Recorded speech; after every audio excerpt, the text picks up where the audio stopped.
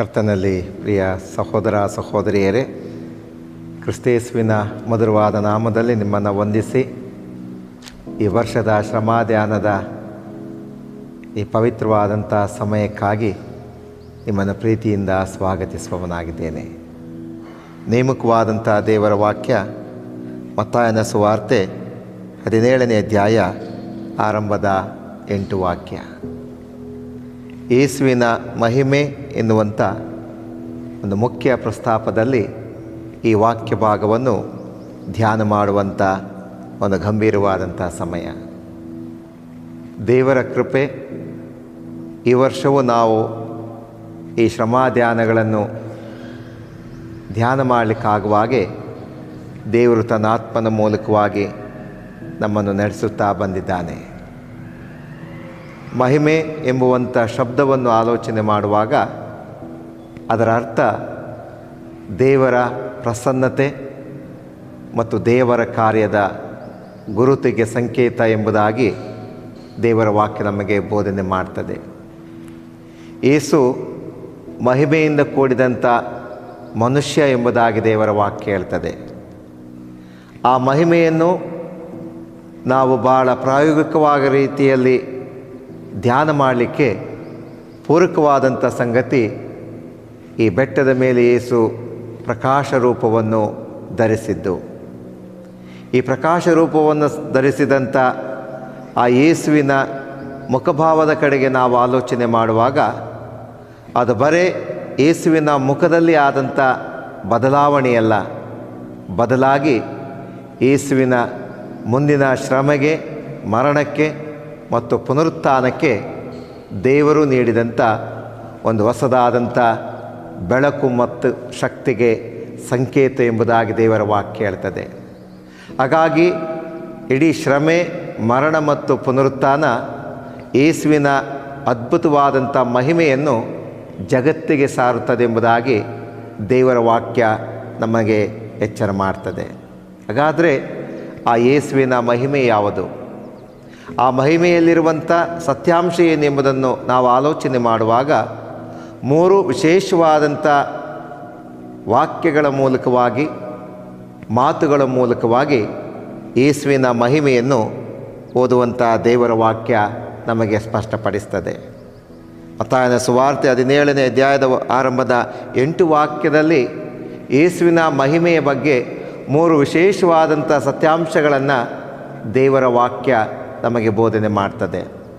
ಮೊದಲನೆಯ ಸತ್ಯಾಂಶ, ಯೇಸುವಿನ ಒಂದು ಶ್ರೇಷ್ಠವಾದಂಥ ವ್ಯಕ್ತಿತ್ವವನ್ನು ಯೇಸುವಿನ ಮಹಿಮೆ ಪ್ರಕಟ ಮಾಡ್ತದೆ.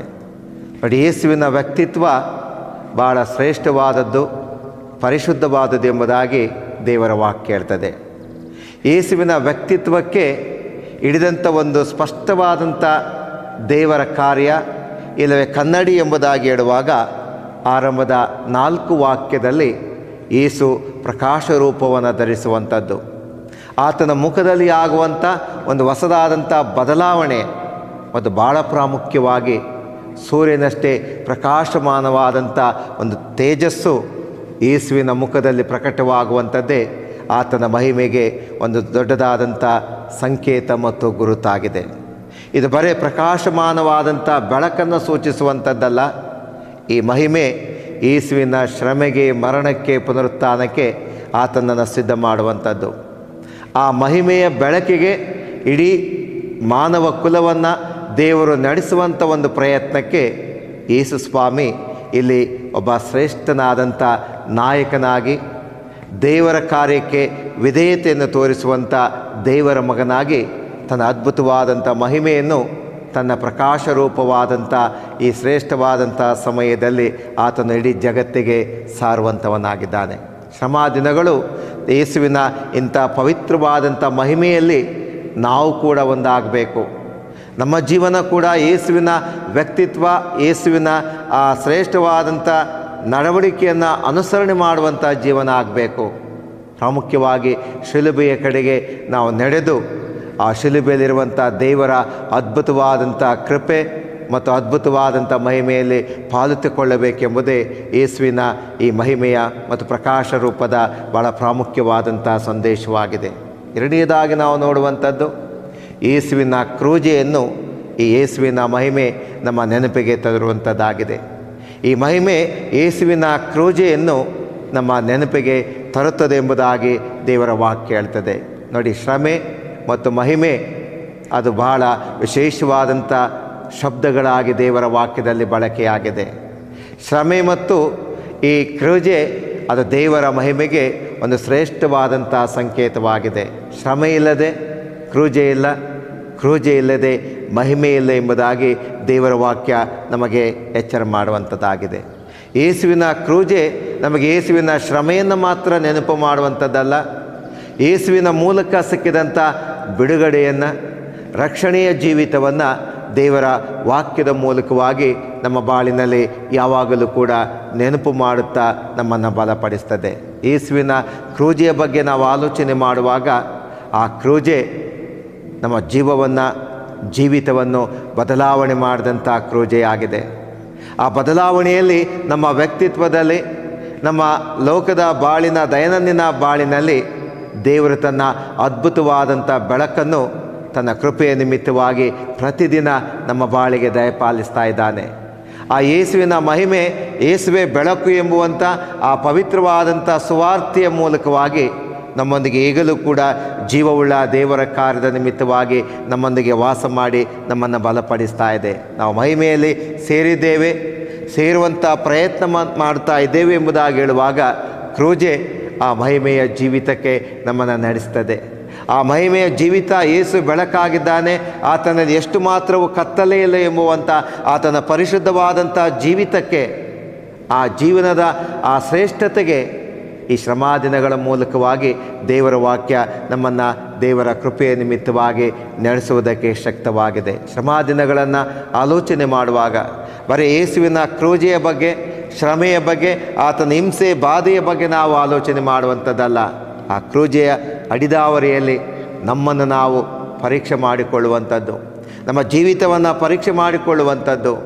ಯೇಸುವಿನ ಪ್ರಕಾಶಮಾನ, ಇಲ್ಲವೇ ಸೂರ್ಯನಂತೆ ಪ್ರಕಾಶ ಹೊಂದಿದಂಥ ಆ ಯೇಸುವಿನ ಮುಖ ಅದು ಕ್ರೂಜೆಯಲ್ಲಿ ಪ್ರಕಟವಾಗಿದೆ. ಆ ಸೂರ್ಯದ ಆ ಬೆಳಕಿನೋಪಾದಿಯಲ್ಲಿದ್ದಂಥ ಆ ಪ್ರಕಾಶಮಾನವಾದಂಥ ಆ ಯೇಸುವಿನ ಮುಖದಲ್ಲಿ ಪ್ರತಿ ಮನುಷ್ಯ ತನ್ನ ಪಾಪದ ಬಂಧನದಿಂದ ಬಿಡುಗಡೆಯಾಗಿ ದೇವರ ವಿಶೇಷವಾದಂಥ ಕೃಪೆಯನ್ನು ಪಡ್ಕೊಂಡು ದೇವರ ಮುಂದೆ ಯಥಾರ್ಥವಾಗಿ ನಿಲ್ಲಬೇಕೆಂಬುವಂಥದ್ದೇ ಈ ಕ್ರೂಜೆಯಲ್ಲಿ ಯೇಸುವಿನ ಮಹಿಮೆಯ ಭಾಳ ಪ್ರಾಮುಖ್ಯವಾದಂಥ ಉದ್ದೇಶ ಮತ್ತು ಸಂದೇಶವಾಗಿದೆ. ಆ ಸಂದೇಶಕ್ಕೆ ಪೂರಕವಾಗಿ ಈ ವರ್ಷದ ಶ್ರಮಾಧ್ಯಾನಗಳನ್ನು ನಾವು ಧ್ಯಾನ ಮಾಡುವುದಕ್ಕಾಗಿ, ಕಳೆಯುವುದಕ್ಕೋಸ್ಕರವಾಗಿ ದೇವರಾತ್ಮನು ತನ್ನ ವಾಕ್ಯದ ಮೂಲಕವಾಗಿ ಈಗಲೂ ಕೂಡ ನಮ್ಮನ್ನು ಸಿದ್ಧ ಮಾಡ್ತಾ ಇದ್ದಾನೆ. ಮೂರನೇದಾಗಿ ನಾವು ತಿಳಿಯುವಂಥದ್ದು, ಯೇಸುವಿನ ಮಹಿಮೆ ಯೇಸುವಿನ ಸಮರ್ಪಣಾ ಜೀವನವನ್ನು ಭಾಳ ಅರ್ಥಪೂರ್ಣವಾದಂಥ ರೀತಿಯಲ್ಲಿ ಪ್ರಕಟ ಮಾಡ್ತದೆ ಎಂಬುದಾಗಿ. ಯೇಸುವಿನ ಸಮರ್ಪಣಾ ಜೀವನ ಅದು ಇಡೀ ಜಗತ್ತಿಗೆ ಒಂದು ಮಾದರಿಯಾದಂಥ ಜೀವನ. ಯೇಸು ಸ್ವಾಮಿಗೆ ಚೆನ್ನಾಗಿ ಗೊತ್ತಿತ್ತು ತಾನು ಶ್ರಮೆ ಪಡುವಂಥದ್ದು, ದುರ್ಜನರು ನನ್ನನ್ನು ಹಿಡಿಯುವಂಥದ್ದು, ಶಿಲುಬೆಗೆ ಹಾಕಿ ನನ್ನನ್ನು ಕೊಲ್ಲುವಂಥದ್ದು ಮತ್ತು ವಾಗ್ದಾನ ಸಹಿತವಾದಂಥ ದೇವರ ನಿಯಮದ ಪ್ರಕಾರ ನಾನು ಪುನರುತ್ಥಾನ ಹೊಂದುವಂಥದ್ದು, ಇದೆಲ್ಲ ಕೂಡ ಯೇಸುವಿಗೆ ಚೆನ್ನಾಗಿ ಗೊತ್ತಿತ್ತು. ಆದರೆ ಈ ಶ್ರಮ ದಿನಗಳಲ್ಲಿ ಆತನ ಮಹಿಮೆ, ಆತನ ಆಂತರ್ಯದ ಈ ಹೋರಾಟವನ್ನು ಇಡೀ ಜಗತ್ತಿಗೆ ಸಾರ್ತಾ ಇದೆ. ಆ ಜಗತ್ತಿಗೆ ಸಾರುವಂಥ ಯೇಸುವಿನ ಆಂತರ್ಯದ ಹೋರಾಟದಲ್ಲಿ ದೇವರ ಮಹಿಮೆ ಮನುಷ್ಯರಾದಂಥ ನಿನ್ನ ಬದುಕನ್ನು ಪ್ರವೇಶ ಮಾಡ್ತಾ ಇದೆ. ದೇವರ ವಾಕ್ಯ ಹೇಳುವಾಗೆ ಆ ದೇವರ ಮಹಿಮೆ ಅವತರಿಸಿ ಯಾವಾಗಲೂ ಕೂಡ ನಮ್ಮಲ್ಲಿ ವಾಸ ಮಾಡ್ತದೆ. ಆ ಮಹಿಮೆಯ ಪ್ರತೀಕವಾಗಿ, ಸಾಕ್ಷಿಗಳಾಗಿ ಆ ಮಹಿಮೆಯ ಜೀವನದಲ್ಲಿ ಪಾಲು ತಗೊಳ್ಳುವಂಥ ಒಂದು ದೊಡ್ಡದಾದಂಥ ಅವಕಾಶವನ್ನು ದೇವರು ಈ ಶ್ರಮಾದಿನಗಳಲ್ಲಿ ಯೇಸುವಿನ ಈ ಮಹಿಮೆಯ ಮೂಲಕವಾಗಿ ನಮ್ಮ ಬಾಳಿಗೆ ದಯಪಾಲಿಸ್ತಾ ಇದ್ದಾನೆ. ನಿನ್ನನ್ನು ನೀನು ರಕ್ಷಿಸಿಕೊ ಎನ್ನುವಂಥದ್ದು ಈ ಲೋಕದ ತತ್ವವಾದರೆ, ನಿನ್ನನ್ನು ನೀನು ದೇವರಿಗೆ ಸಮರ್ಪಣೆ ಮಾಡಿಕೊ, ನಿನ್ನನ್ನು ನೀನು ದೇವರಿಗೆ ಒಪ್ಪಿಸಿಕೊ ಎಂಬುವಂಥದ್ದೇ ಕ್ರೈಸ್ತ ಬಾಳಿನ ನಿಜವಾದಂಥ ತತ್ವ ಎನ್ನುವಂಥದ್ದನ್ನು ಯೇಸುವಿನ ಸಮರ್ಪಣಾ ಜೀವನ ಮತ್ತು ಆತನು ಮಾಡಿದಂಥ ಈ ಶ್ರೇಷ್ಠವಾದಂಥ ತ್ಯಾಗ ಈ ದಿನ ಮತ್ತೊಮ್ಮೆ ನಮ್ಮ ನೆನಪಿಗೆ ತಂದು ನಮ್ಮನ್ನು ದೇವರ ಕೃಪೆಯ ಕಡೆಗೆ, ಶಿಲುಬೆಯ ಕಡೆಗೆ ನಮ್ಮನ್ನು ನಡೆಸುವಂಥದ್ದಾಗಿದೆ. ಧ್ಯಾನ ಮಾಡಿದಂಥ ಈ ವಾಕ್ಯದ ಮೂಲಕವಾಗಿ ಶ್ರಮಾದಿನ ಒಂದು ಹೊಸದಾದಂಥ ನಿರ್ಧಾರಕ್ಕೆ, ಒಂದು ಹೊಸದಾದಂಥ ಪ್ರಯತ್ನ, ಆಲೋಚನೆಗೆ ನಮ್ಮನ್ನು ನಡೆಸ್ತಾ ಇದೆ. ಯೇಸುವಿನಲ್ಲಿದ್ದಂಥ ಆ ವ್ಯಕ್ತಿತ್ವ, ಆ ಮನಸ್ಸು ನಮ್ಮಲ್ಲಿ ಬರಬೇಕು. ಫಿಲಿಪ್ಪಿ ಪತ್ರಿಕೆಯಲ್ಲಿ ವಾಕ್ಯ ಹೇಳುವ ಹಾಗೆ ಆ ಕ್ರಿಸ್ತ ಯೇಸುವಿನಲ್ಲಿದ್ದಂಥ ಆ ಮನಸ್ಸು ನಿಮ್ಮಲ್ಲಿಯೂ ಇರಲಿ. ಆ ವ್ಯಕ್ತಿತ್ವ ನಮ್ಮದಾಗಬೇಕು. ಆ ವ್ಯಕ್ತಿತ್ವದಲ್ಲಿ ಒಂದು ಹೊಸದಾದಂಥ ಬದಲಾವಣೆ ಆಗಬೇಕು. ನಾವೇ ಕ್ರಿಸ್ತನಿಗೋಸ್ಕರವಾಗಿ ಆತ್ಮಿಕವಾದಂಥ ಶ್ರಮೆಯನ್ನು ಹೊತ್ತು ಆತ್ಮಿಕವಾದಂಥ ಸಂಕಟದಲ್ಲಿ ನಾವು ಜೀವನ ಮಾಡುವಂಥ, ನಮ್ಮ ಶಿಲುಬೆಯನ್ನು ಹೊತ್ತುಕೊಂಡು ಯೇಸುವನ್ನು ಹಿಂಬಾಲಿಸುವಂಥ ಒಂದು ಹೊಸದಾದಂಥ ಮಾದರಿಯ ಜೀವನ ಈ ಶ್ರಮ ದಿನಗಳಲ್ಲಿ ನಮ್ಮದಾಗಬೇಕು. ಭಾಳ ಪ್ರಾಮುಖ್ಯವಾಗಿ ನಾನು ಸತ್ತರೂ ಬದುಕಿದರೂ ಅದು ಕ್ರಿಸ್ತನಿಗಾಗಿ ಎಂಬುವಂಥ ಒಂದು ಅರ್ಥಪೂರ್ಣವಾದಂಥ ಭಕ್ತಿಪೂರ್ವಕವಾದಂಥ ಆರಾಧನೆ ಮತ್ತು ಸಮರ್ಪಣಾ ಜೀವನ ನಮ್ಮದಾದರೆ ಅದು ಯೇಸು ಸ್ವಾಮಿಗೆ ನಾವು ಸಲ್ಲಿಸುವಂಥ, ಯೇಸುವಿನ ಮರಣಕ್ಕೆ ನಾವು ಸಲ್ಲಿಸುವಂಥ ನಮ್ಮ ವೈಯಕ್ತಿಕವಾದಂಥ ಗೌರವ, ವೈಯಕ್ತಿಕವಾದಂಥ ಕೃತಜ್ಞತೆ ಮತ್ತು ವೈಯಕ್ತಿಕವಾದಂಥ ನಮ್ಮ ಸಮರ್ಪಣೆ ಜೀವನ ಈ ವಾಕ್ಯದ ಮೂಲಕವಾಗಿ ದೇವರು ಈ ಶ್ರಮ ದಿನಗಳಲ್ಲಿ ನಮ್ಮನ್ನು ಕರೆಯುತ್ತಾ ಇದ್ದಾನೆ. ಕರೆಯುವಂಥ ಆ ದೇವರ ಸಾಮೀಪ್ಯಕ್ಕೆ ಬರೋಣ. ಈ ವರ್ಷದ ಪಾವನ ದಿನಗಳನ್ನು ನಮ್ಮ ಆತ್ಮಗಳ ಪ್ರಯೋಜನಾರ್ಥವಾಗಿ ನಾವು ಉಪಯೋಗ ಮಾಡಿಕೊಳ್ಳೋಣ. ದೇವರ ವಾಕ್ಯದ ಆ ವಿಶೇಷತೆಯಲ್ಲಿ, ಆ ಗಟ್ಟಿಯಾದಂಥ ದೇವರ ಆತ್ಮನ ಬಲದಲ್ಲಿ, ಯೇಸುವಿನ ಮಹಿಮೆಯಲ್ಲಿ ನಾವು ಪಾಲುತ್ತುಕೊಳ್ಳುವ ಹಾಗೆ, ನಮ್ಮ ವ್ಯಕ್ತಿತ್ವದಲ್ಲಿ ಹೊಸದಾದಂಥ ಬದಲಾವಣೆಯನ್ನು ನಾವು ಪಡ್ಕೊಳ್ಳಿಕ್ಕಾಗುವ ಹಾಗೆ ದೇವರು ತನ್ನ ಆತ್ಮನ ಮೂಲಕವಾಗಿ ನಮ್ಮನ್ನು ಆಶೀರ್ವಾದ ಮಾಡಲಿ. ಈ ವಾಕ್ಯ ನಮ್ಮೊಂದಿಗಿದ್ದು ನಮ್ಮನ್ನು ನಡೆಸಲಿ. ದೇವರ ನಾಮಕ್ಕೆ ನಿತ್ಯ ಕಾಲಕ್ಕೂ ಸ್ತೋತ್ರ ಉಂಟಾಗಲಿ. ಆಮೆನ್.